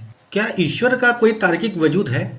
इस सवाल का जवाब ढूंढने के लिए इस्लामी दर्शन के स्वर्णिम युग में दो महान विचारधाराएं आपस में टकराईं। दोनों का मकसद एक था, ईश्वर को साबित करना, लेकिन दोनों के रास्ते बिल्कुल अलग थे। एक है कलाम कॉस्मोलॉजिकल आर्ग्यूमेंट और दूसरा है महान दार्शनिक इब्न सीना का बुरहान अल सिद्दीकीन, प्रूफ ऑफ द ट्रुथफुल। कलाम शब्द का सीधा और शाब्दिक अर्थ होता है बातचीत, भाषण या शब्द। इसे कलाम कॉस्मोलॉजिकल आर्ग्यूमेंट इसलिए कहा जाता है क्योंकि इसे मध्यकालीन इस्लामी विद्वानों द्वारा विकसित किया गया था जो दर्शन की एक खास शाखा से जुड़े थे जिसे इल्म अल कलाम कहा जाता है। इसकी शुरुआत इस्लामी विचारकों जैसे अल किंदी और अल गजाली ने की थी। आधुनिक समय में ईसाई दार्शनिक विलियम लेन क्रेग ने इस तर्क को बिग बैंग के साथ जोड़कर पूरी दुनिया में दोबारा मशहूर किया। यह तर्क भी मुख्य रूप से इस बात पर आधारित है कि चूंकि ब्रह्मांड की एक शुरुआत थी इसलिए इसका कोई रचयिता या कारण जरूर होना चाहिए। यह पूरा सिद्धांत एक बहुत ही सरल और तार्किक श्रृंखला पर काम करता है। इसका पहला नियम यह है कि हर वो चीज़ जिसकी शुरुआत होती है उसके अस्तित्व में आने का कोई न कोई कारण जरूर होता है। दूसरा नियम कहता है इस ब्रह्मांड की एक शुरुआत थी। इन दो नियमों से निष्कर्ष निकाला जाता है इसलिए इस ब्रह्मांड के बनने का भी कोई न कोई कारण जरूर है और इसे ही उन्होंने ईश्वर या सृष्टिकर्ता माना। इस तर्क के दार्शनिकों जैसे अल गजाली ने गणित और तर्कशास्त्र के जरिए यह साबित किया कि समय कभी भी अनंत पीछे नहीं जा सकता। यदि अतीत अनंत या इनफाइनाइट होता तो कभी भी हम आज के दिन प्रेजेंट तक पहुंच ही नहीं पाते। आज का आधुनिक विज्ञान भी बिग बैंग थ्योरी के जरिए यह मानता है कि लगभग 13.8 अरब साल पहले हमारे ब्रह्मांड, समय और स्पेस की एक शुरुआत हुई थी। यहाँ ध्यान देने वाली बात है कि अरिस्टोटल ने कहा था कि समय की शुरुआत नहीं हो सकती क्योंकि शुरुआत के समय ही समय शुरू होता है, लेकिन अल गजाली का तर्क अलग था। उनके अनुसार समय की एक शुरुआत हुई थी। तो अगर ब्रह्मांड की शुरुआत हुई थी और बिना कारण के कुछ नहीं बन सकता तो ब्रह्मांड को शुरू करने वाला कोई होना चाहिए। कलाम तर्क के अनुसार वह कारण ऐसा होना चाहिए जो समय से परे हो क्योंकि उसने समय को बनाया है, स्थान से परे हो क्योंकि उसने भौतिक स्थान को बनाया है और बेहद शक्तिशाली हो क्योंकि उसने पूरी कायनात को जन्म दिया है। इसी शक्ति को धार्मिक और दार्शनिक भाषा में अल्लाह, ईश्वर या गॉड कहा जाता है। गणित में अनंत या इन्फिनिटी को लेकर कठोर नियम है। कलाम तर्क गणितीय अनंत के वास्तविक जगत में अस्तित्व को नकारता है। अगर अतीत अनंत था तो ब्रह्मांड का कोई आरंभ नहीं था, तो अतीत की घटनाओं की संख्या भी अनंत होगी। यदि आज से पहले अनंत दिन बीत चुके हैं तो आज तक पहुंचना असंभव है, क्योंकि अनंत को पार करके आज तक आना एक गणितीय विरोधाभास है। हमने हिल्बर्ट के होटल विरोधाभास में देखा कि एक होटल में अनंत कमरे हों, सब भरे हों, फिर भी एक नया मेहमान आ सकता है। यह गणित में ठीक है, लेकिन भौतिक जगत में असंभव है। इसलिए ब्रह्मांड का अतीत असीमित नहीं, सीमित होना चाहिए। यानी ब्रह्मांड की शुरुआत हुई थी, ब्रह्मांड एक प्रारंभिक बिंदु से शुरू हुआ। कलाम कॉस्मोलॉजिकल आर्ग्यूमेंट में एक खगोलीय उदाहरण भी दिया जाता है। अल गजाली ने एक और दिलचस्प उदाहरण दिया। जुपिटर लगभग 12 साल में सूर्य का एक चक्कर पूरा करता है, जबकि सैटर्न को एक चक्कर लगाने में लगभग 30 साल लगते हैं। यानी साफ है कि जब तक सैटर्न एक चक्कर लगाएगा तब तक जुपिटर कई चक्कर पूरे कर चुका होगा, अर्थात जुपिटर की गति सैटर्न से कहीं अधिक है। अब अल गजाली पूछते हैं, अगर ब्रह्मांड अनादिकाल से यानी इनफाइनाइट पास्ट से चला आ रहा है तो आज तक किस ग्रह ने ज्यादा चक्कर लगाए होंगे? जवाब होगा जुपिटर ने ज्यादा चक्कर लगाए होंगे। लेकिन यही समस्या शुरू होती है। यदि अतीत वास्तव में अनंत है तो जुपिटर ने भी अनंत चक्कर लगाए होंगे और सैटर्न ने भी अनंत चक्कर लगाए होंगे, यानी दोनों ने बराबर चक्कर लगाए होंगे। लेकिन तर्क कहता है जुपिटर को सैटर्न से कई गुना अधिक चक्कर लगाने चाहिए थे, क्योंकि उसकी गति तेज है। तो फिर सवाल उठता है, क्या दो अनंत बराबर है या एक अनंत दूसरे से बड़ा है? अल गजाली कहते हैं यह स्थिति तर्क विरोधी या एब्सर्ड लगती है, क्योंकि एक ओर हमें मानना पड़ेगा कि दोनों ने अनंत चक्कर लगाए, दूसरी ओर हमें यह भी मानना पड़ता है कि जुपिटर ने ज्यादा चक्कर लगाए। यानी इनफाइनाइट पास्ट हमें ऐसी स्थिति में डाल देता है जहां गणित और वास्तविकता आपस में टकराने लगते हैं। इसलिए उनका निष्कर्ष था, अतीत वास्तव में अनंत हो ही नहीं सकता, ब्रह्मांड का कोई आरंभ या बिगिनिंग अवश्य होना चाहिए। वहीं दूसरी ओर इब्न सीना का तर्क, जिसे बुरहान अल सिद्दीकीन प्रूफ ऑफ द ट्रुथफुल भी कहा जाता है, मुख्य रूप से इस बात पर आधारित है कि इस दुनिया में हर चीज किसी न किसी पर निर्भर है, कॉन्टिंजेंट है। इसीलिए इसे संभालने के लिए एक ऐसी परम शक्ति का होना जरूरी है जो पूरी तरह स्वतंत्र और अनिवार्य नेसेसरी हो। इब्न सीना के कॉन्टेंजेंसी आर्ग्यूमेंट को समझने का सबसे आसान तरीका है एक डिपेंडेंसी चेन को धीरे धीरे पीछे ले जाना। मान लेते हैं हमारे पास एक मोबाइल फोन है। यह एग्जिस्ट क्यों कर रहा है? क्योंकि इसे किसी फैक्ट्री ने बनाया। फैक्ट्री खुद से नहीं चलती, वह डिपेंडेंट है मशीन्स पर, इलेक्ट्रिसिटी पर, वर्कर्स पर, रॉ मटेरियल्स पर। अब इलेक्ट्रिसिटी कहाँ से आई? इलेक्ट्रिसिटी पावर प्लांट से आई। पावर प्लांट डिपेंडेंट है फ्यूल पर, नेचुरल रिसोर्सेज पर, फिजिकल लॉज पर। नेचुरल रिसोर्सेज कहाँ से आए? मेटल्स स्टार के अंदर बने, कार्बन सुपरनोवा एक्सप्लोजन से आया, प्लैनेट्स कॉस्मिक डस्ट से बने। इस तरह चेन पहुंच गई कॉस्मोस तक। अब सवाल बदल जाता है। पहले सवाल था मोबाइल क्यों है, अब सवाल बन गया पूरा यूनिवर्स क्यों है। क्योंकि मोबाइल कॉन्टिंजेंट था, फैक्ट्री कॉन्टिंजेंट थी, स्टार कॉन्टिंजेंट थे, गैलेक्सीज कॉन्टिंजेंट थी, और यूनिवर्स जिन चीज़ों से बना है वे सब कॉन्टिंजेंट है। अगर यूनिवर्स की हर चीज़ डिपेंडेंट है तो क्या यूनिवर्स भी डिपेंडेंट है? इब्न सीना कहते हैं यूनिवर्स सिर्फ बहुत सारी चीज़ों का कलेक्शन नहीं है, बल्कि कॉन्टिंजेंट चीज़ों का पूरा समूह भी कॉन्टिंजेंट होगा। चेन कहीं ना कहीं टर्मिनेट करनी होगी एक ऐसी सत्ता पर जो डिपेंडेंट ना हो, कॉन्टिंजेंट ना हो, जिसका अस्तित्व बोरोड ना हो, जो एग्जिस्टेंस का अंतिम आधार हो। यही नेसेसरी बीइंग या वाजिब उल वजूद है। यहाँ ध्यान दें कि इब्न सीना ने कॉजलिटी से अधिक ध्यान डिपेंडेंसी पर दिया। कंटिंजेंसी कॉजलिटी से ज़्यादा फंडामेंटल है। बहुत लोग सोचते हैं कि क्लासिकल गॉड आर्ग्यूमेंट सिर्फ कॉज एंड इफेक्ट पर आधारित है। हर चीज का कोई कॉज है, इसलिए यूनिवर्स का भी कोई कॉज होगा। लेकिन इब्न सीना का कंटिंजेंसी आर्ग्यूमेंट इससे कहीं डीपर है। उन्होंने केवल कॉजलिटी पर जोर नहीं दिया, उन्होंने डिपेंडेंसी और एक्सप्लेनेशन पर जोर दिया। वैसे भी मॉडर्न फिजिक्स में कॉजलिटी उतनी स्ट्रेट फॉरवर्ड नहीं रही जितनी क्लासिकल फिजिक्स में लगती थी। जैसे क्वांटम एंटेंगलमेंट जैसे फिनोमेनन में दो पार्टिकल्स विशाल दूरी पर कनेक्टेड रह सकते हैं। एक पार्टिकल को मेजर करने पर दूसरा इंस्टेंटली कोरिलेटेड बिहेवियर दिखाता है। ऐसा लगता है जैसे इन्फॉर्मेशन या रिलेशन सामान्य कॉजल सीक्वेंस को बाईपास कर रहा हो। ऊपर वाली डिपेंडेंसी पर भी ध्यान दें। हमने यह नहीं पूछा यूनिवर्स को टाइम में किसने बनाया, बल्कि पूछा यूनिवर्स एग्जिस्ट क्यों कर रही है। कॉजलिटी पूछती है यह घटना किससे हुई, लेकिन कंटिंजेंसी पूछती है यह रियलिटी खुद टिक किस पर रही है। और यही प्रश्न इब्न सीना को नेसेसरी बीइंग तक ले जाता है। कलाम का तर्क कारणकारी या कॉजलिटी पर आधारित है, जबकि इब्न सीना का तर्क निर्भरता या डिपेंडेंसी पर। कलाम का तर्क समय और कारण की बात करता है, यह इतिहास में पीछे जाकर काम करता है। इसका लॉजिक है ब्रह्मांड हमेशा से नहीं था, इसकी एक शुरुआत हुई किसी समय के एक बिंदु पर। क्योंकि शून्य से कुछ नहीं बन सकता, इसलिए ब्रह्मांड को शुरू करने के लिए एक प्रथम कारण या फर्स्ट कॉज की जरूरत थी। सरल शब्दों में यह एक डोमिनो इफेक्ट की तरह है। अगर पहली गोट गिरी तो उसे किसी उंगली ने धक्का दिया होगा, वह धक्का देने वाला कारण ही ईश्वर है। वहीं दूसरी ओर इब्न सीना का तर्क वजूद, एग्जिस्टेंस और डिपेंडेंसी या निर्भरता की बात करता है। उसे समय से कोई लेना देना नहीं है, यह आज और इसी पल काम करता है। इसका लॉजिक है, भले ही ब्रह्मांड हमेशा से रहा हो, लेकिन आज इसी सेकंड इस दुनिया की हर चीज अपने वजूद के लिए किसी न किसी चीज पर निर्भर है।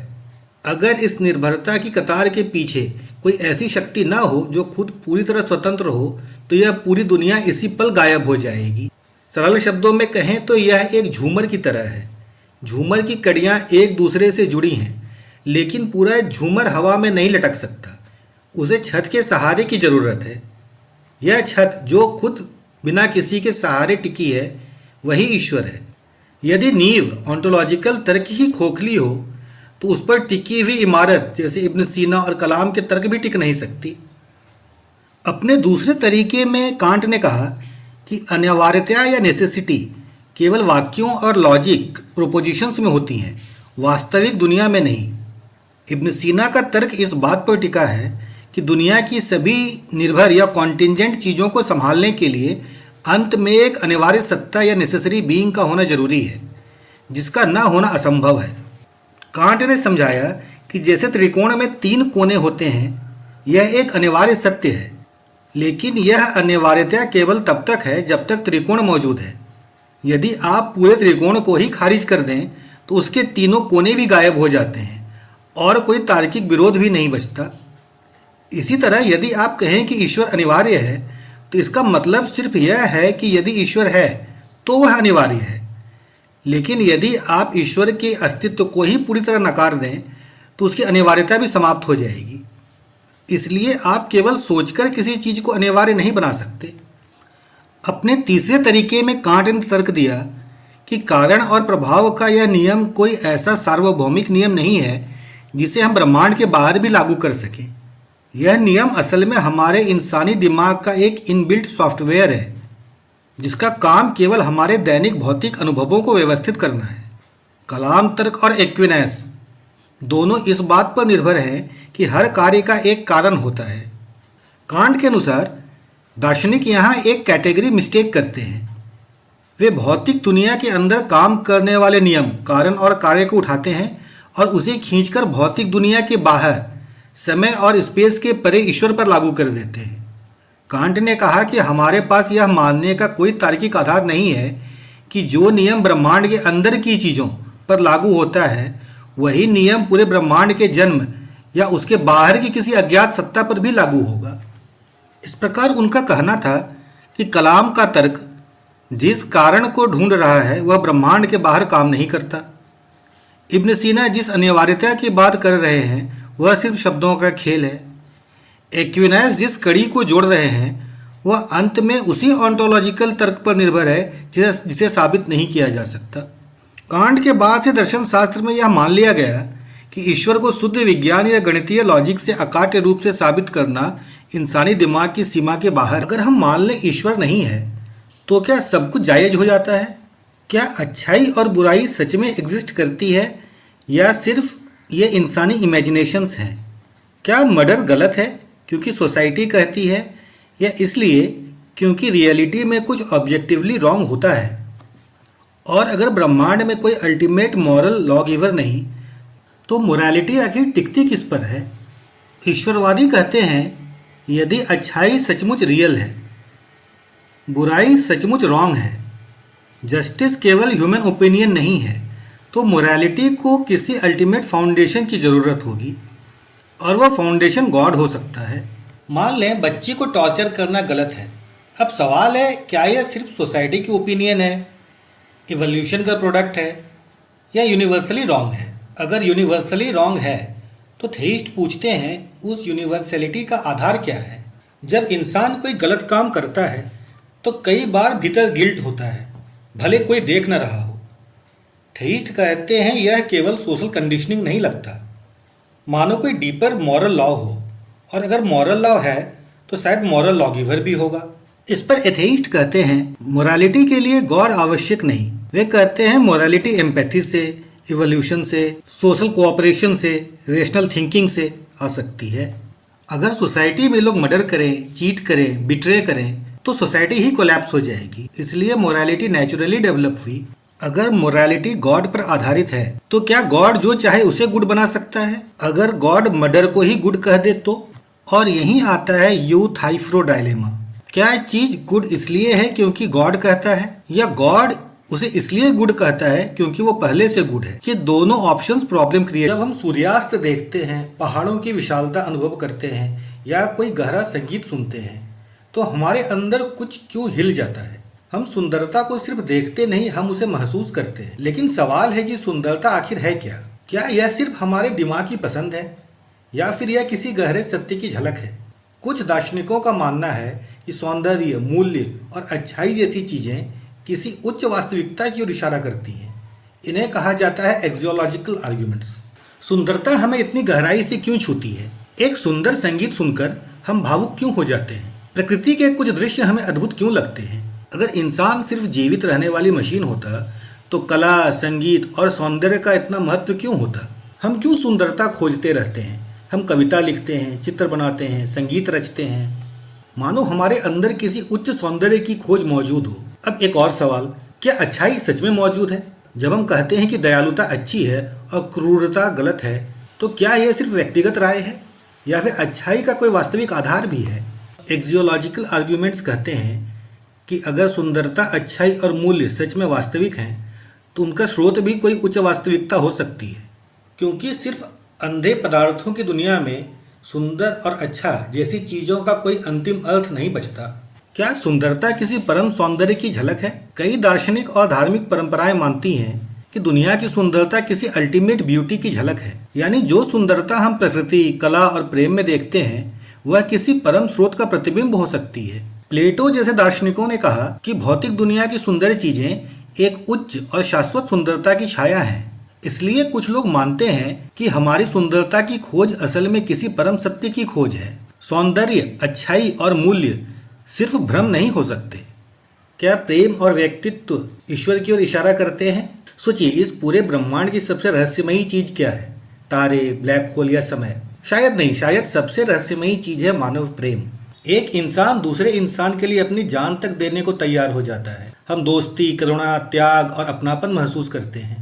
लेकिन सवाल यह है, अगर ब्रह्मांड सिर्फ अंधे परमाणुओं और रासायनिक प्रतिक्रियाओं का खेल है तो प्रेम जैसी गहरी चीज आखिर आई कहां से?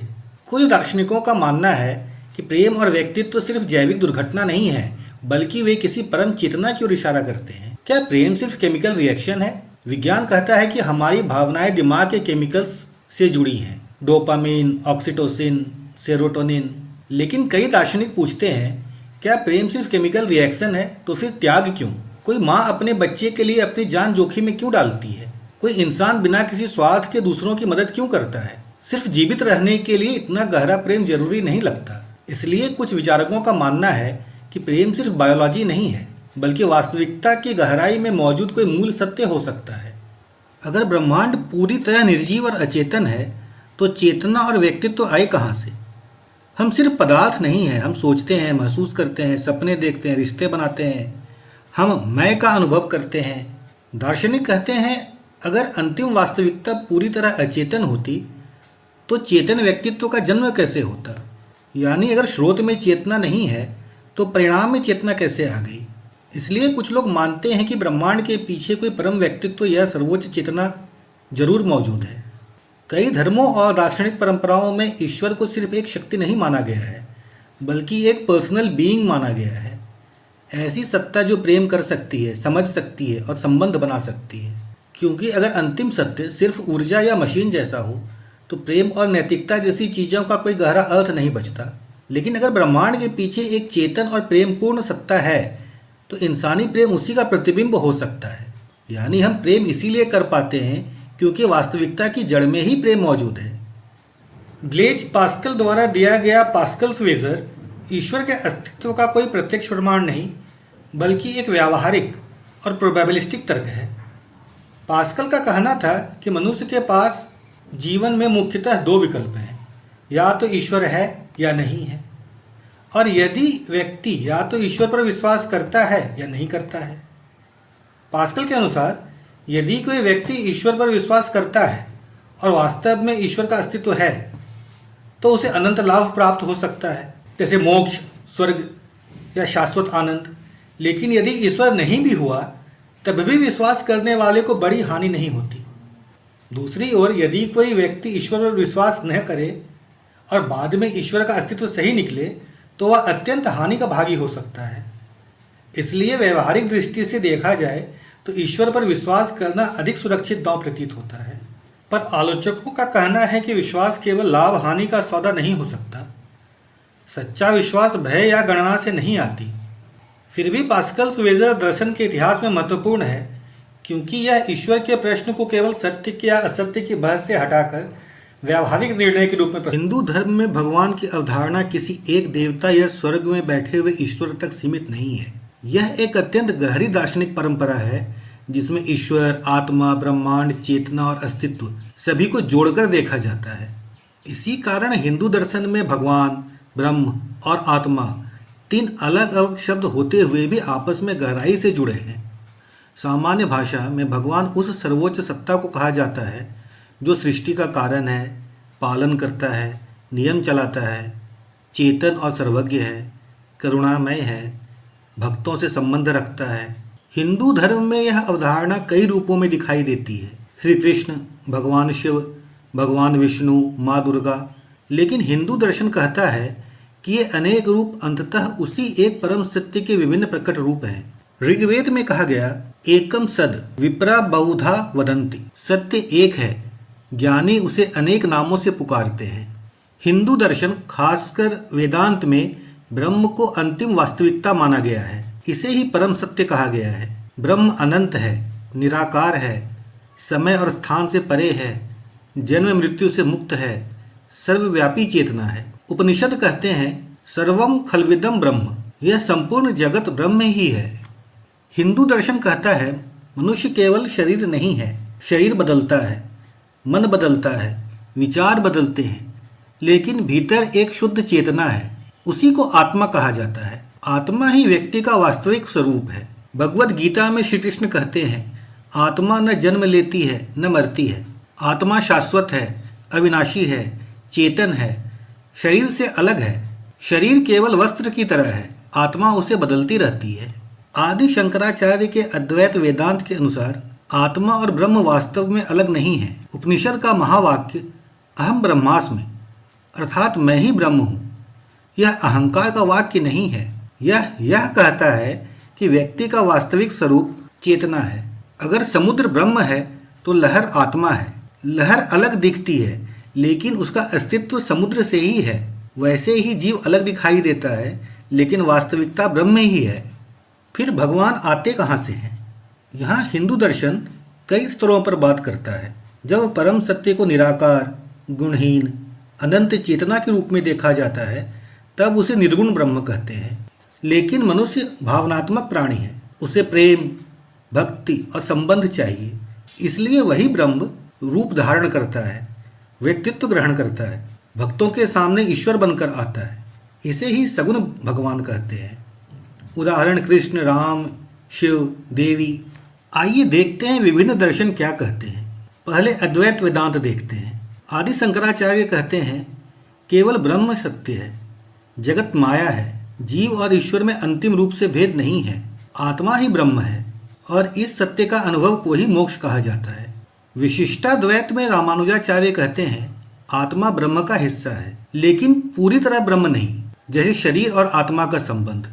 भगवान सर्वोच्च हैं, जीव उन पर आश्रित है। वहीं द्वैत वेदांत में माधवाचार्य कहते हैं आत्मा और भगवान हमेशा अलग है, भगवान सर्वश्रेष्ठ हैं, भक्ति ही मुक्ति का मार्ग है। हिंदू धर्म में ईश्वर व्यक्तिगत भी है और निराकार भी। यह हिंदू दर्शन की सबसे अनोखी बात है। दूसरे कई धर्मों में ईश्वर की एक निश्चित परिभाषा होती है, लेकिन हिंदू धर्म कहता है तुम ईश्वर को निराकार चेतना मानो तो ठीक, तुम उसे कृष्ण के रूप में पूजो तो ठीक, तुम शिव में देखो तो ठीक, तुम देवी में देखो तो ठीक, तुम ध्यान में अनुभव करो तो ठीक, क्योंकि सभी मार्ग उसी परम सत्य की ओर जाते हैं। हिंदू धर्म में मोक्ष केवल स्वर्ग जाना नहीं है। मोक्ष का अर्थ अज्ञान का अंत है। जब व्यक्ति समझ लेता है मैं केवल शरीर नहीं हूँ, मैं शुद्ध चेतना हूँ, मेरा वास्तविक स्वरूप ब्रह्म है, तब जन्म मृत्यु का बंधन समाप्त हो जाता है। अद्वैत वेदांत में माया अत्यंत महत्वपूर्ण है। माया का अर्थ वह शक्ति है जो एकता में अनेकता दिखाती है, जो अस्थाई को स्थायी प्रतीत कराती है। जैसे सपना वास्तविक लगता है लेकिन जागने पर भ्रम सिद्ध होता है, वैसे ही संसार अंतिम सत्य नहीं माना जाता। हिंदू दर्शन कहता है तत् त्वम असि, अर्थात तू वही है, यानी जिस परम सत्य को तुम बाहर खोज रहे हो उसका मूल तुम्हारे भीतर ही है। हिंदू धर्म की सबसे अनोखी बात यह है कि यहाँ केवल ईश्वर को मानना ही अनिवार्य नहीं है। भारतीय दर्शन में ऐसे भी दर्शन हैं जो ईश्वर को मानते हैं और ऐसे भी जो ईश्वर को आवश्यक नहीं मानते, फिर भी वे भारतीय दार्शनिक परंपरा का हिस्सा हैं। यानी हिंदू बौद्धिक परंपरा में प्रश्न पूछना, तर्क करना और असहमति रखना स्वीकार किया गया है। भारतीय दर्शन में आस्तिक का अर्थ केवल गॉड बिलीवर नहीं होता। जो वेदों की प्रमाणिकता स्वीकार करे वही आस्तिक है। इनमें कई दर्शन ईश्वर को मानते हैं, लेकिन उनके ईश्वर की अवधारणा अलग अलग है। ईश्वर को मानने वालों का सबसे प्रसिद्ध तर्क यह है कि हर प्रभाव का कोई कारण होता है। संसार एक प्रभाव है, इसलिए इसका भी कोई अंतिम कारण होना चाहिए। यह तर्क विशेष रूप से न्याय दर्शन में मिलता है। इसके अलावा ईश्वरवादी कहते हैं प्रकृति नियमों से चलती है, ग्रह निश्चित गति से घूमते हैं, शरीर अत्यंत जटिल है, गणितीय नियम ब्रह्मांड में काम करते हैं, तो इतनी व्यवस्था संयोग मात्र नहीं हो सकती। आखिर जड़ पदार्थ से चेतना कैसे उत्पन्न हुई? पत्थर में अनुभव नहीं, मिट्टी में मैं की अनुभूति नहीं, लेकिन मनुष्य में आत्मचेतना है। इसलिए वे कहते हैं कि चेतना का मूल कोई उच्च चेतन सत्ता ही होनी चाहिए। उपनिषदों और वेदांत में यही विचार मिलता है। कुछ दार्शनिक नैतिकता का तर्क भी देते हैं। वे कहते हैं अगर कोई परम नैतिक सत्ता नहीं होगी तो सही गलत का अंतिम आधार क्या होगा? न्याय कहाँ से आएगा? इसलिए ईश्वर को कर्मफल दाता, नैतिक व्यवस्था का आधार भी माना गया है।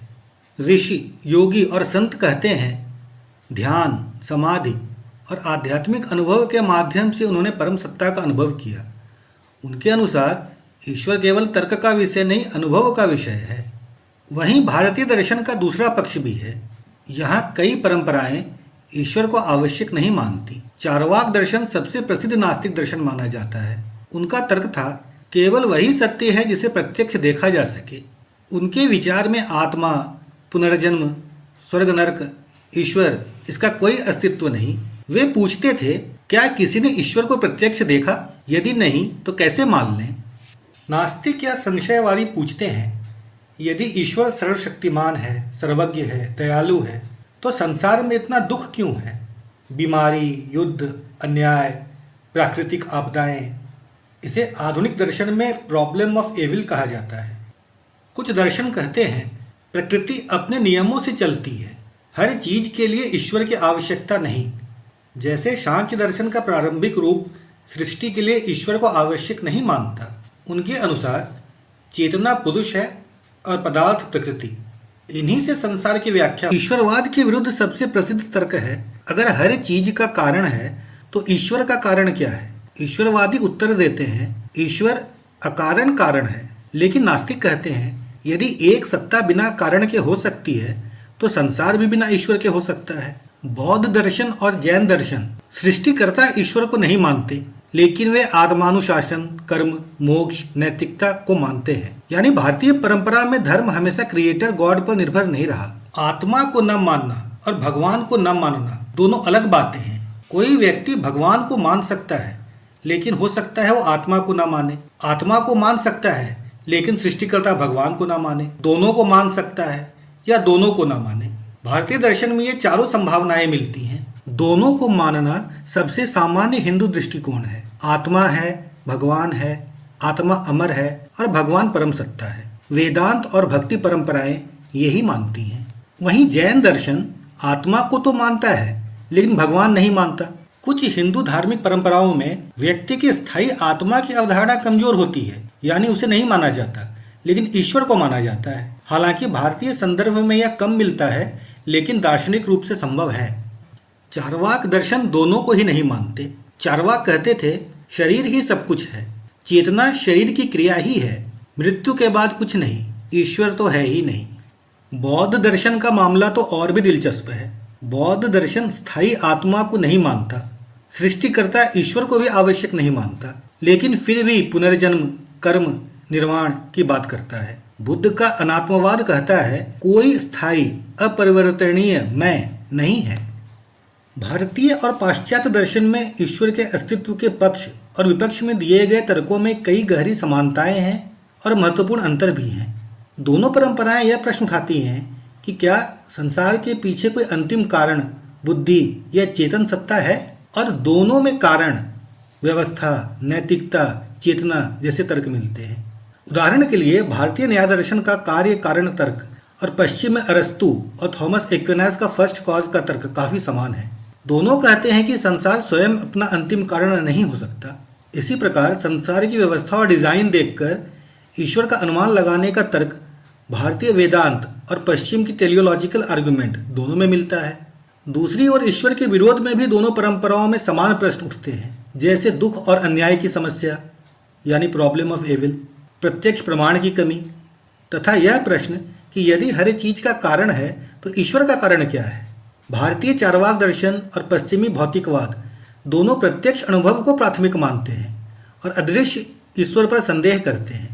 फिर भी दोनों परंपराओं में एक बड़ा अंतर है।